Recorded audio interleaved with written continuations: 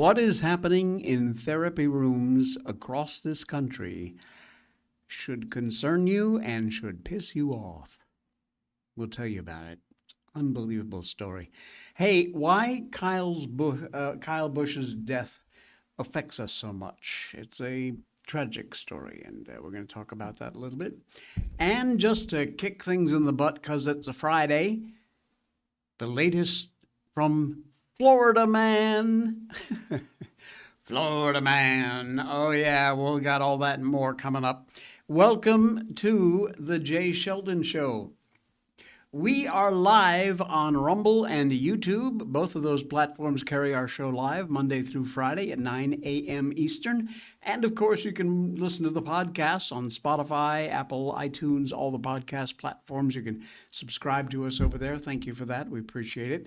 And Danny, TGIF, boy, you're right about that. One more week of school minus Memorial Day, and I'm pumped. Good on you. Hey, did we try that 55515? We did the story at the end of yesterday's show. Did you try it? Did it work? Let me know in the chat, wherever you are out there, or, you just send me a message, whatever it might be. By the way, if you ever want to email us, we have an email address for this show. It's called show@jsheldon.com. You can always send us an email there. Lots of people do that. Thank you. But yeah, the 55515 thing for pain, some sort of cosmic code. I tried it. It worked. Don't know why. Might just be psychosomatic. But it was weird. Good morning, Marilyn. Be blessed. Danny lost the end of the show having internet connections, but I'll check it out. All right, please do, and let me know if it works for you. I'd be very, very interested.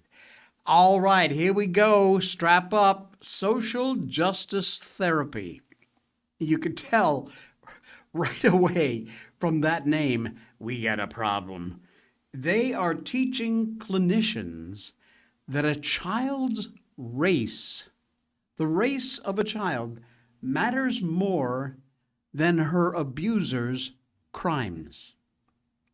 Oh, yeah. The absolute sacred obligation of therapy is to restore dignity, to offer some healing. That's what it's all about. Unfortunately, it is being replaced by an ideological agenda, as is always the case, that basically evaluates victims according to their privilege. The victims, not the perpetrators. You, my folks, friends, neighbors, you're not angry enough about what is happening in therapy rooms across this country. It's not hyperbole to say, at the clinical level, Marxist activism, social justice ideology is absolutely harming our children or adolescent clients in therapy sessions. Imagine this scenario. It's made up. Imagine this. A non-white adolescent female, let's call her Della. She's seen for counseling following a period of all kinds of sexual abuse, possible trafficking while in foster care. The perpetrator, another foster care teen living in the same home, is a non-white sexual minority. Della arrives at counseling with what trauma experts recognize as a very complex constellation of all kinds of psychological injuries, physical injuries, terror, shame, confusion, profound violations of her bodily autonomy, and a very shattered relationship with her own sense of safety and worth. Well, Della is sent to a community health care center for therapy. The therapist, kind, eager, knowledgeable, recently graduated clinician. She's excited to use her training to help the deeply wounded Della to heal, become more empowered, a better version of herself, the best version of herself possible, actually. That is her job. Well, using this set of rules of social justice therapy, SJT, a framework now that has been completely codified in graduate training programs and professional competency guidelines across the country. It's been codified. It's in the books. Della's sexual abuse and trafficking, according to these guidelines, are not a clinical one. They're not a clinical problem. They're an ideological problem.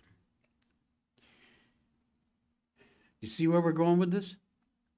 UK psychotherapist Val Thompson documented, she wrote a book called Cynical Therapies.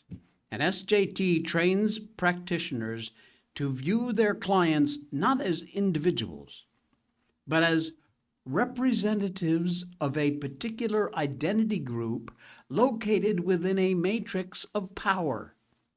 What a crock of crap. When you view it through this lens, Della's race and the identity of her abuser is what becomes the central organizing facts of her care.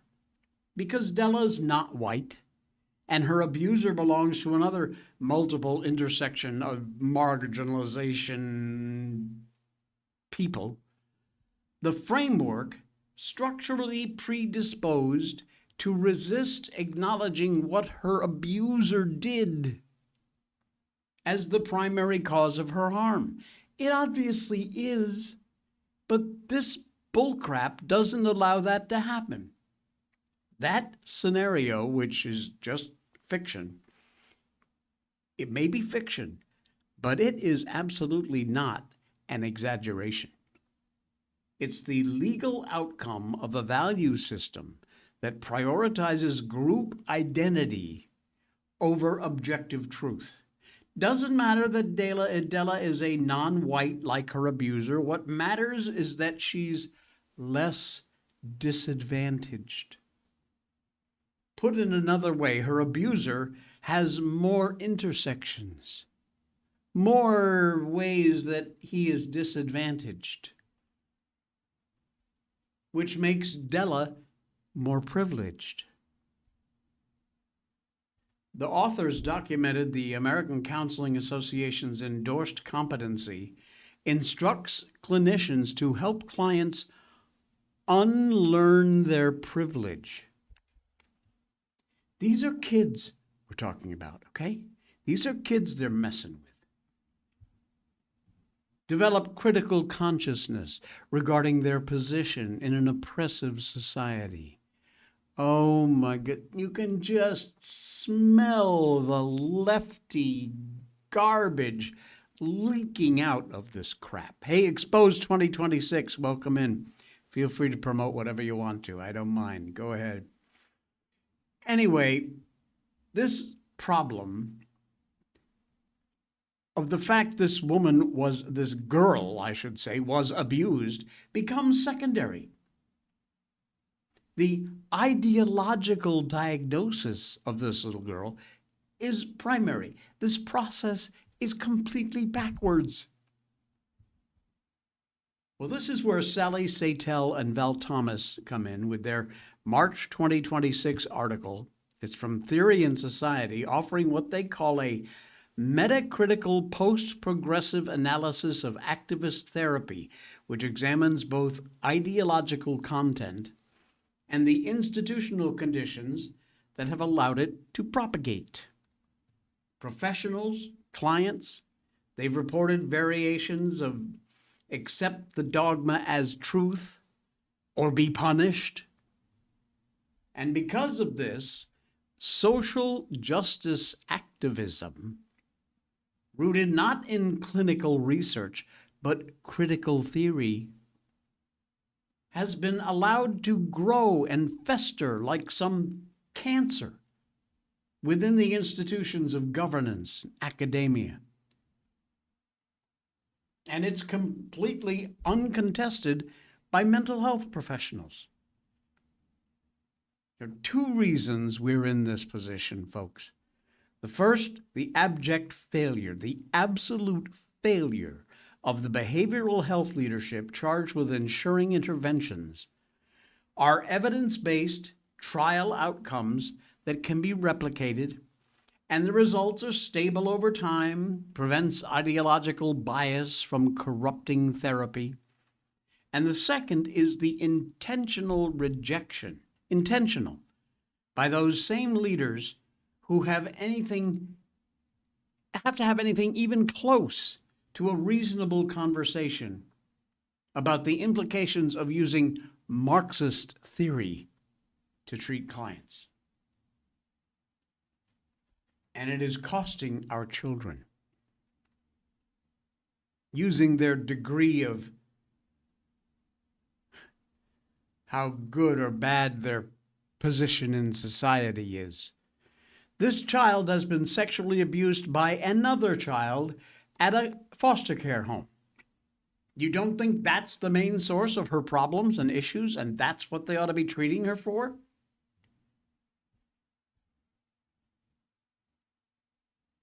Therapists have got to be using patients' needs as what is number one on their list, not dogmatic activism, not some liberal your position in society bullcrap.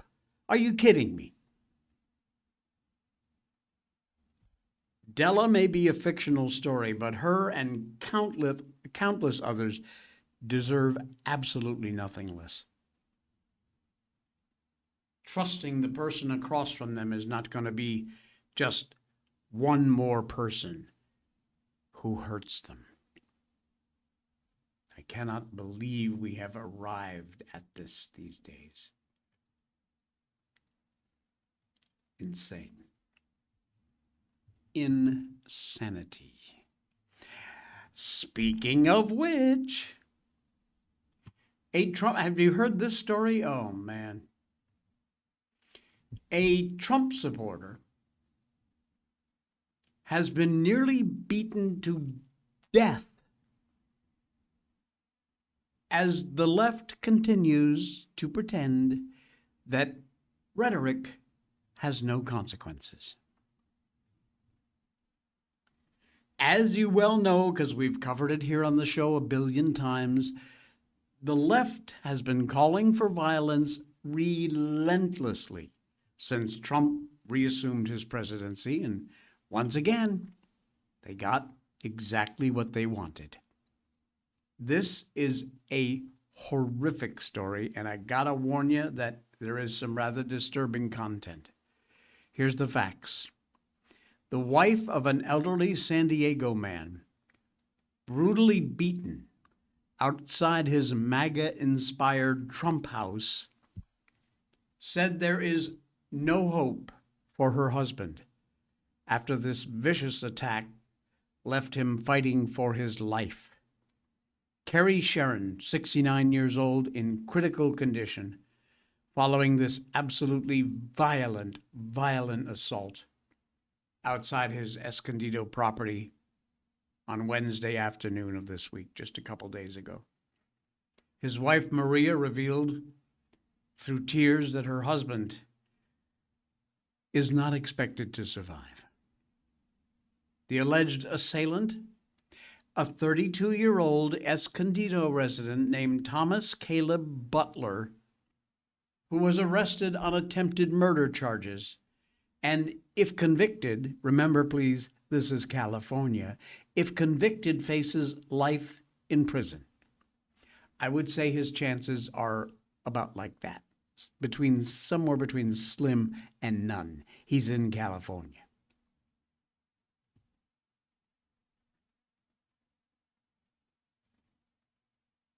The owner of the Trump house still fighting for his life after a neighbor, that's the guy I just mentioned, almost beat him to death in his own driveway. Butler fled the scene when police arrived. He was found about a half a mile away, apprehended. He lives just around the corner from the guy he practically took his life from. And it looks like in the end, sadly, that may be the case, in which case these charges better be upgraded to murder. And this Trump house apparently has become, obviously, the target of a lot of hostility. Online comments. My buddy lives down the street from him. Whenever I went to visit, I made sure to swing by that place and shout stuff at them. The man was loud and proud, openly showcased his support for our president.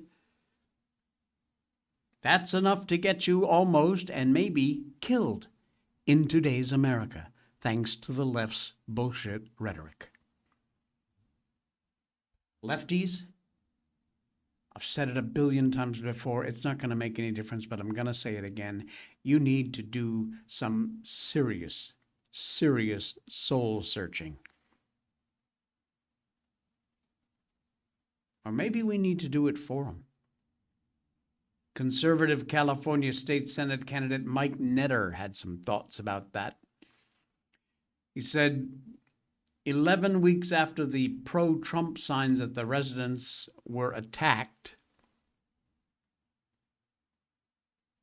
the homeowner of Escondido's well-known Trump house, covered in large Trump flags and patriotic displays, were violently assaulted outside his home and rushed to the hospital in critical condition. Escondido police responded to this assault, arrested this nearby suspect. The home has been a local landmark, and we're praying for the victim's full recovery.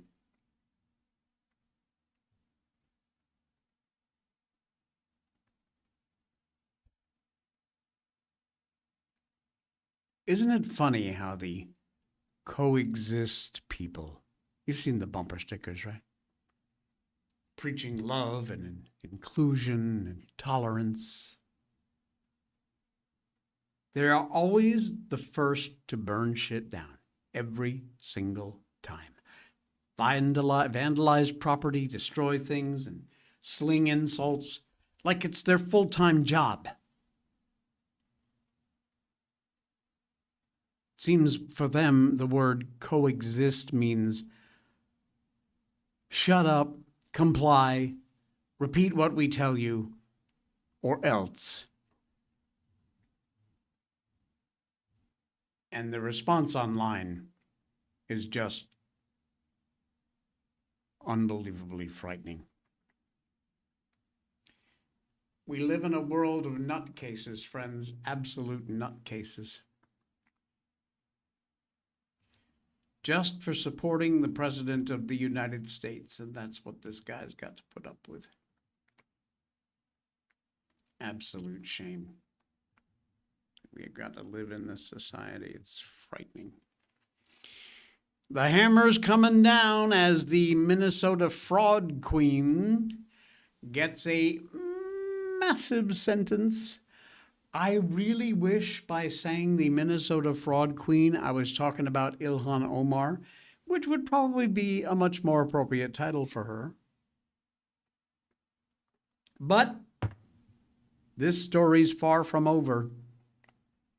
The massive social service fraud carried out in Governor Walz, Minnesota, been one of the top stories of the year as the Quality Leering Center came into our national focus. People like Walz, Ilhan Omar kept saying, there's nothing to see here, folks. Look away, look away.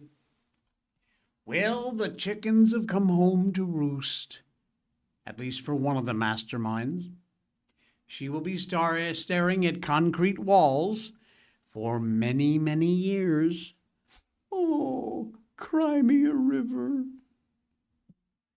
Feeding our future founder, Amy Bach, apologized in court, please, as she was sentenced to more than 41 and a half years, ordered to pay nearly $243 million in restitution yesterday at her sentencing. Goodbye. Bach told the court, "It was never my goal to do this. I failed to protect people, she says. I really believed in the work I was doing, and now I see how wrong that was. I'm sorry to the public. I'm sorry to the court. Sorry to my family. Sorry to my children. I never intended for this to go the way it went. I'm sorry. I'm sorry. No, witch, with a B, you're just sorry you got caught. Period. End of story. You defrauded people to the tune of hundreds of millions of dollars. I'm sorry ain't gonna cut it. You think what it was, an accident? No. 41 and a half years. Enjoy your time.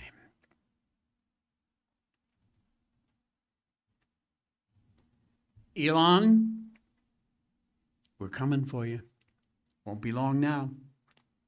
You're on the list. And I don't mean anything in the lines of violence or anything else. We do it legally. We put together a case. We arrest you. We convict you. And we put you in prison. Maybe you and Ms. Bach can share a cell.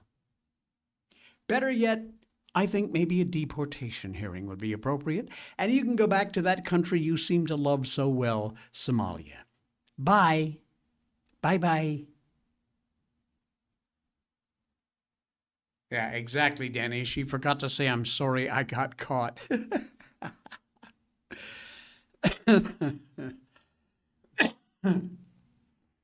What an absolute joke. What a joke. And there are still people, believe it or not, who support these freaks. Oh yeah, they're out there. Sad. Blackout coffee. That's it. That is pitch black espresso, my absolute favorite brew. I get the ground because I don't have a coffee grinder. Well, I do, but it doesn't work right. It never has. I don't know why I bought the damn thing. But I get the ground at Blackout Coffee whenever I order, and you can do that too. A lot of their favorite grounds, roasts, are available in either whole bean or ground. So it's your option. In-house. Everything is done in-house with Blackout Coffee. They are a great company, 100% American owned. They send coffee to our troops in all parts of the world, which is a fantastic program. Your purchases are helping to support. They source premium quality green coffee beans, which are graded at 80 points and above on a 100-point scale. Specifically coffees that are grown at exactly the right altitude, the correct time of year, in the best soil, and harvested, chef's kiss, exactly at the right time. They work with local co-ops and American farmers to grow these amazing beans, and then they roast them only after you place your order. Ship them out within 24 to 48 hours. You got a fresh roasted bag of beans or ground at your front door in just days. Blackout Coffee, roasted, packed, and shipped with lightning speed. Blackout Coffee, use the link in our description down below. Head over there. Use the code J20 for 20% off your first order. However, use that code, please, and do use that link so we get the credit for your visit. However, they've always got specials, usually 20, 25, 30% off. It's amazing. They've got one going on right now over at Blackout, so check it out. Restock. Get yourself a coffee subscription, which is a brilliant idea. Check that out. Flavored coffees, pods, decaf, instant, cold brewed. It's all available. Check out the link in our description below for Blackout Coffee. Thanks, John Santos and the gang over there at Blackout Coffee. Why does Kyle Busch's death hurt so much? He wasn't supposed to die. He was supposed to go out the way most old race drivers go, departing 2 or 3 years later than he should have from NASCAR. Maybe he would have announced before his final season started that he was walking away. Perhaps not. Busch did everything on his own terms. And if he preferred climbing out of the car at the end of the season, dropping out of sight rather than put up with all the people who booed him over the years, as the driver people loved to hate,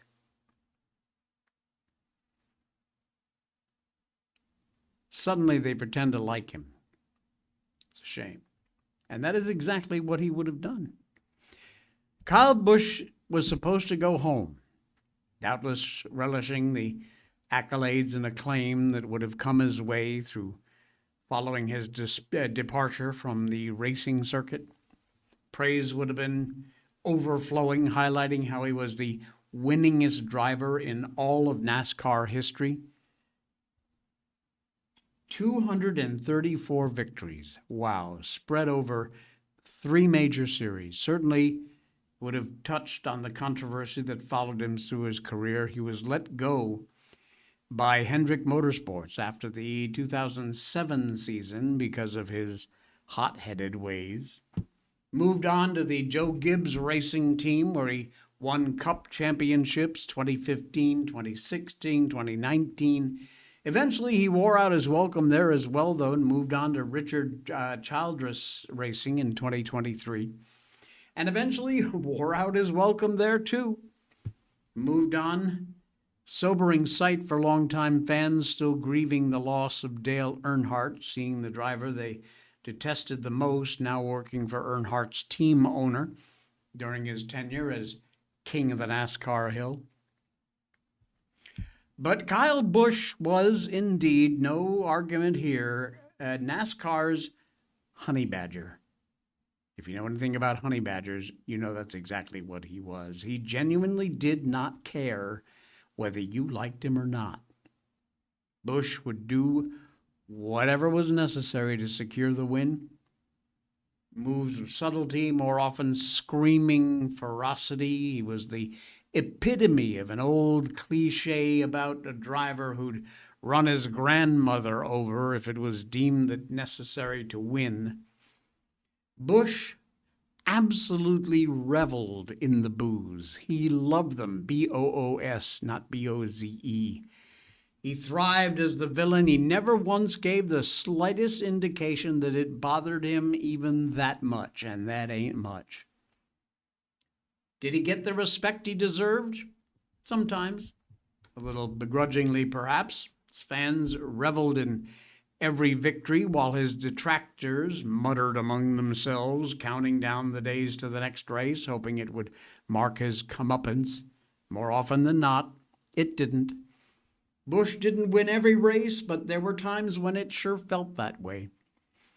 Samantha Busch, Kyle's wife, was not supposed to be spending the coming weekend making funeral arrangements for her husband. She and her 2 kids supposed to be at the Charlotte Motor Speedway for the Coca-Cola 600, watching Kyle try to regain his winning ways at the track where he had amassed 18 wins over NASCAR's 3 Premier Series, which is amazing. Gathered masses were supposed to be there to boo him, likely while he won. Little less passion than before. They were coming to realize he really was one of the remaining threads connecting today's homogenized, pasteurized NASCAR to its popular heyday in the 90s and the 2000s, when heroes and villains alike were to be had. Unlike the current crop of pleasant plastic boys with the big white toothy smile. Was it a long time ago when giants ruled the NASCAR world? Even the most casual sport pop culture fans, they know names like Dale Earnhardt Jr., Jeff Gordon, Tony Stewart, and many others. Today we know Chase Elliott because his father was the beloved Bill Elliott. The rest, well, they've got their names on their cars because sometimes it seems to be the only way their other teams know who's driving for them. But Kyle Busch's death closes the door on NASCAR, the NASCAR that so many of us knew and loved. A lot are going to still watch the races, not maybe as many as before. Certainly not as many as in the days the packed houses at racetracks from coast to coast. But it will not be the same. Yesterday, May 21st, 2026, we lost NASCAR's last genuine villain, cruelly and prematurely. Whether you love or loathe Kyle Busch, you always had to acknowledge him as someone who belonged in NASCAR history and lore, and an integral part of the sport that you and I loved so much. And that's why Kyle Busch's death hurts so much. Rest in peace, Mr. Kyle. Very sad story. A legend indeed. A legend indeed. All right. Mr. Chip Roy is back at it again. We love this guy. We still love this guy. And by we, I mean the royal we, although I think you're probably with me on this. He has introduced a bill to keep American homes out of the hands of America's foes. Huh. Innovative, huh? Not. Don't you think that would just be common sense? Well, apparently it's not.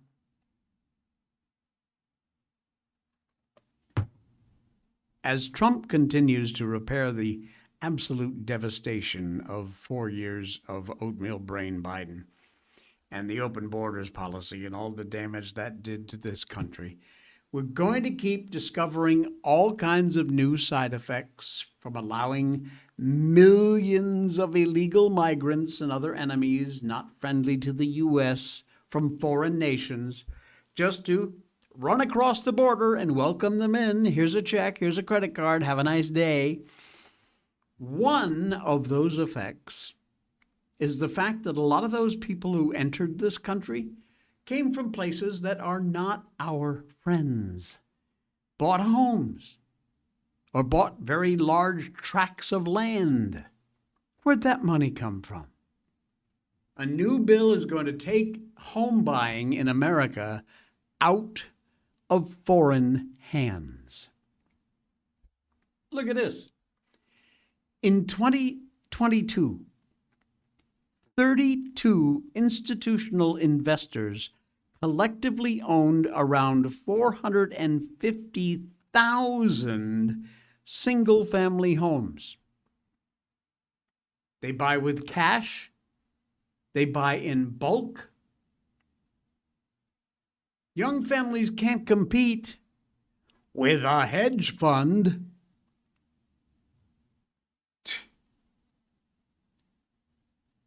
Unbelievable. And Washington, thank you very much, is just making the crisis worse. The median age of a first-time home buyer in America hit 40 last year. Hunterdon County median home prices sitting in the mid $600,000 range. The American dream isn't dead. Oh no, it's not dead. It's just basically been sold to Wall Street.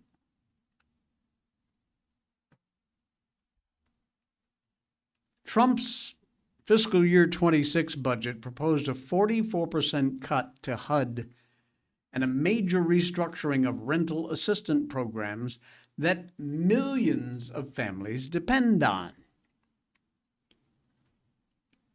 The Daily Caller reported Tuesday of this week that Chip Roy, the rep from Texas, Republican, good old Chip Roy, has introduced a bill that would ban any foreign adversary from buying American homes. Yes. Specifically, the bill prohibits those foreign adversaries, nationals from countries of concern, and any country designated as state sponsors of terrorism from buying a home in the U.S. Yeah, you think that might not be a bad idea? Foreign ownership of American land has become increasingly concerning and very frightening issue. End of 2024, report from the Department of Agriculture in the U.S., 46 million acres of land, 46 million acres of land worth over $86 billion were in the hands of foreign ownership. What? I know.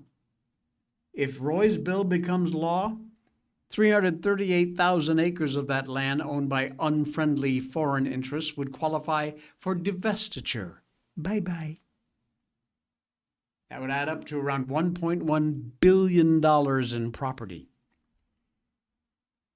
And Chip Roy's got good reason to introduce this bill. His state, Texas, among those with the highest rates of foreign ownership. 5.6 million acres are owned by non-citizens in Texas. If Roy's bill passes, 20 counties in Texas could qualify for 124,000 divested acres. One of the biggest culprits, foreign land ownership? Guess. That was easy, wasn't it? China. This has been a huge concern for Republicans and anybody else who gives a crap about this country. 342 acres in Texas zoned for residential and commercial development, 70% of which is owned by the Chinese Communist Party. Isn't that nice? Another 123 acres spread across 15 counties in Texas, valued at $900 million, linked to Chinese ownership.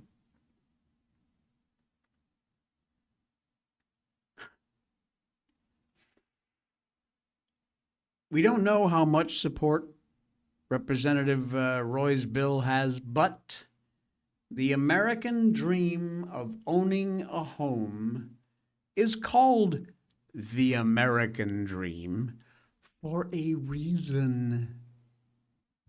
Let's not forget that, okay? Pass this bill. Kick these bums out. Man, Shevitz. It ain't easy. A European author of a banned book. Is it Christianity they're trying to censor? This story gets a little wonky, but it's important, I think. Is it Christianity they're trying to censor? European authorities are not only banning Christians from writing about the Bible, but they're trying to keep the world totally unaware that they've done exactly that. A Protestant bishop and a pastor's wife is going to have to appeal to the European Court of Human Rights the Finnish Supreme Court's recent ban on their speech affirming what the Bible says about human sexuality. The appeal could take many, many years, escalating Soviet-like restrictions going on across Europe on free speech, of course. You see those stories every day. And not just free speech, but religious expression. March decision, Finland Supreme Court tried to dodge the reality that its 3-2 conviction of Bishop Juhana Pohjola and member of the parliament Päivi Räsänen criminalizes speech stating Christian theology about sex. It did acquit Räsänen of charges for posting a Bible verse on X. What? They charged him for posting a Bible verse on X. This is Finland, folks. Ain't that nice? And then convicted her and Pohjola under Finland's hate crimes laws for writing and publishing a book discussing the central Christian teaching that men and women are different and sexually complementary. Are you freaking kidding me? Is this what you want here? Is this what you want in America? Because you're going to get it. Good and hard, you keep letting these liberals win. Unbelievable. Unfreaking believable. These people. And they won't stop. They will not stop no matter what. All right. What else is going on here? Oh, yeah. It's a Friday, isn't it? Yes, it is. And consequently, it must be time for Florida Man. Another dose of madness. America's Psycho Waiting Room, a.k.a. the 27th state, a.k.a. Florida. In the midst of assassination attempts, war coverage, media distemper, a general sense of national anxiety, it just seems appropriate, needed, to deliver a little dose of mirth into the mayhem. And serving as a diversion in this collection of news items from the country's bastard stepchild, Florida, one with a populace of perpetual plight of pandemonium. And what better way to feel better about things than to see what they have to grapple with there in the overheated tropics of Sub-Dixie, otherwise known as Florida. Miami police were called out to a yacht basin on a trespassing call, and they were met by a rather odd scene when they went on board. This individual was not attempting to flee, wasn't attempting to evade arrest. He is, after all, Florida Man. And the man instructed police that they needed to leave the boat because he was on a mission. Terry Roberts informed the police that he was permitted to be there as he was acting on behalf of the owner. The police responded that that could not be the case because this is the owner right here. He was the one who called the cops. But no problem. Roberts corrected the officers. Said, that's not the owner. The owner is Donald Trump, the president. You guys aren't even supposed to be here because it's maritime law. You think I'm kidding? I'm not. On the boat. I'm holding it for a friend. You're holding it for a friend? The owner's right here, though. That's not the owner. That's the owner is Donald Trump, the president. You guys aren't even supposed to be on here because it's maritime law. You want to go and call him with us? Let's go call him. No, go call him. I'm not going anywhere. All right. You're not going to go? No, Listen, I don't have to. I'm a veteran of the United States Army, Okay. and I'm here to protect Donald Trump. Thank you for your service. But I'm part of the Hells Angels, which protects the United States government, and I protect the president as well. Well, I mean, we got to get him off the boat. The owner doesn't want him on the boat. He doesn't know who he is. Never seen him before. So we're going to have to escort him off the boat, and there's about a 3-foot gap between the boat and the dock. So if he's in custody, we're going to have to figure out how to get him. We had to jump on the boat over here. What's going to happen? You mentioned that unless we have something to arrest you on, that you're not going to go. We do have something to arrest you on. What's that? All right. We'll explain it to you later. All right. But I'm not getting off this boat. you're not getting off this boat. Hanging off the side, waving here to them. Yeah, I see. Taser ready. Taser ready. They started on 40th Avenue. All right, so look, I don't want to cause any commotion. I need you to stand up for me. This boat belongs to Donald Trump. Garcia, let's go behind. Again, we want to be cordial. I want to be peaceful as possible. All right, stand up. So we're gonna check you for weapons.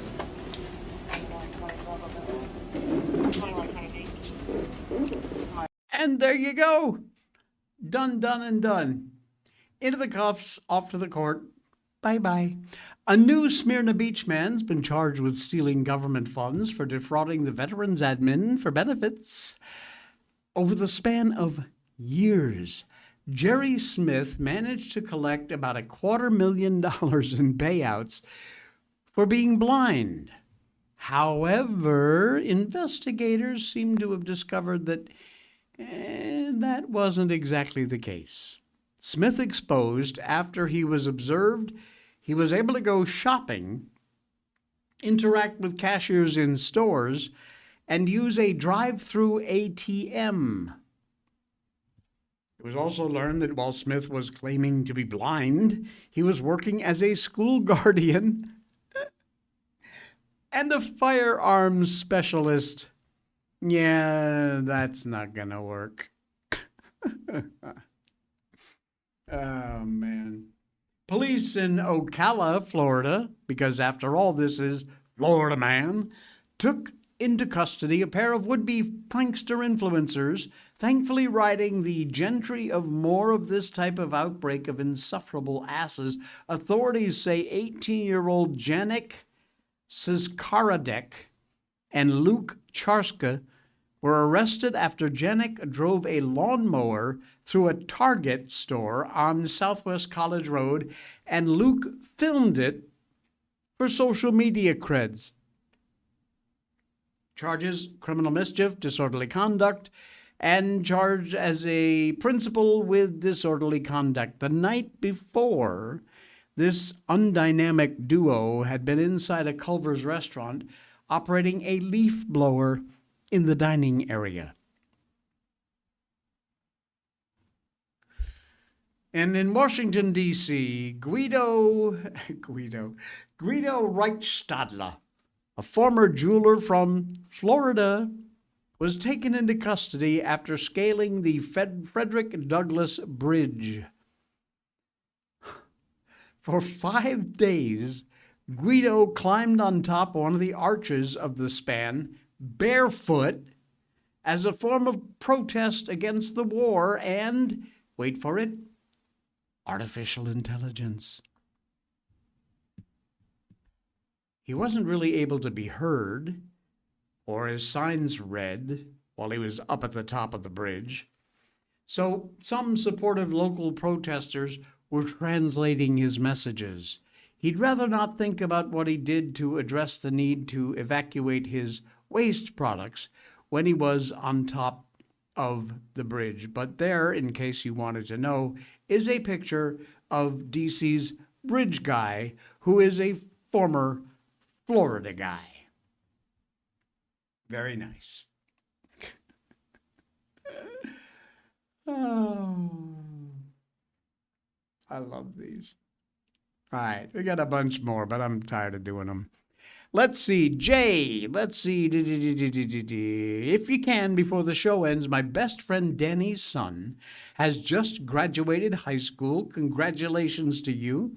I've been there before he was even born and changed his son's diapers.